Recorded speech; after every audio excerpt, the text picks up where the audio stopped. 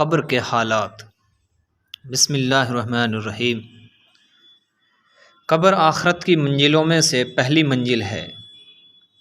اور وہ ہر روز ہمیں پکارتی ہے اور وہ کہتی ہے کہ میں تنہائی کا گھر ہوں، کیڑے مکوڑوں کا گھر ہوں، سانپ بچھوؤں کا گھر ہوں، اور جب تم میرے اندر آؤ گے تو میرے سلوک کو دیکھو گے۔ اور جب کوئی فاجر یا فاسق شخص دنیا سے اس کے اندر جاتا ہے تو قبر اس سے کہتی ہے کہ تیرا آنا نامبارک، تو جو آیا تو نے بہت برا کیا۔ میری پیٹھ پر جتنے لوگ چلتے تھے ان سب میں سب سے زیادہ بغض اور نفرت مجھے تجھ سے تھی، اب تو آیا ہے تو میرے سلوک کو بھی دیکھے گا۔ قبر اس پر اس طرح تنگ ہو جاتی ہے کہ داہنی طرف کی پسلیاں بائیں طرف کی پسلیوں میں گھس جاتی ہیں اور بائیں طرف کی دائیں والی پسلیوں میں گھس جاتی ہیں، اس کو اس طرح بھینچتی ہے اور اس کے نیچے جہنم کی آگ بچھا دی جاتی ہے۔ جہنم سے لایا ہوا بستر اس کو نیچے لگا دیا جاتا ہے اور جہنم کی گرم ہوائیں اس کی طرف کھڑکیاں کھول دی جاتی ہیں اور اس پر ایسے اژدہا مسلط کر دیے جاتے ہیں کہ 1 مہینے کے ختم تک پہنچا جائے، اور ان کی آنکھیں آگ کی ہوتی ہیں، ناخن لوہے کے ہوتے ہیں، اور جب وہ ایک دفعہ مردے کو ڈستا ہے تو 70 ہاتھ زمین میں دھس جاتا ہے، اور قیامت تک اس کے ساتھ یہی سلوک ہوتا رہتا ہے۔ اور جب کوئی دیندار اور مومن شخص دنیا سے جاتا ہے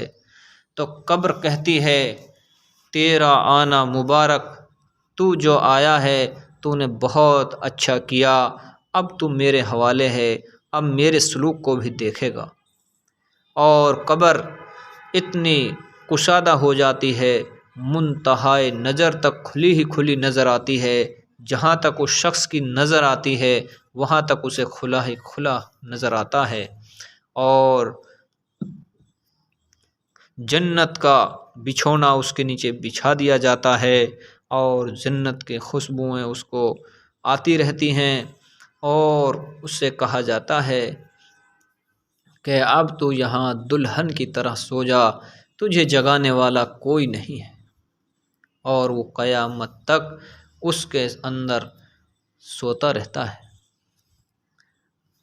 اور فاسق اور فاجر شخص جو ہے اس کا حال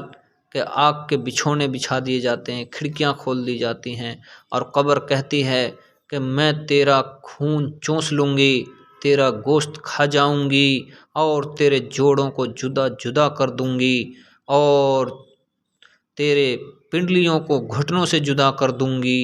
اور تیرے ہاتھوں کو مہنوں سے جدا کر دوں گی، اور تیرے سر کو تیرے دھڑ سے جدا کر دوں گی۔ محترم عزیز و دوستو، اور یہی حال ہمارے ساتھ ہوتا ہے۔ میرے محترم عزیز و دوستو، جو اس منزل میں، آخرت کی پہلی منزل میں اگر کامیاب ہو گیا تو وہ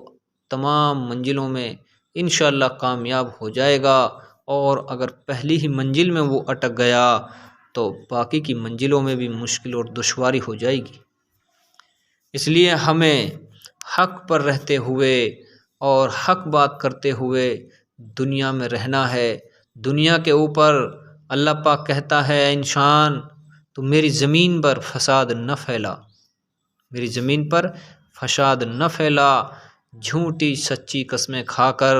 اور حرام حلال کو نہ دیکھتے ہوئے حرام مال کمایا، حرام کام کیے، اور وہ قبر کے گڑھے کو بھولا ہوا ہے جو ہر روز کہتی ہے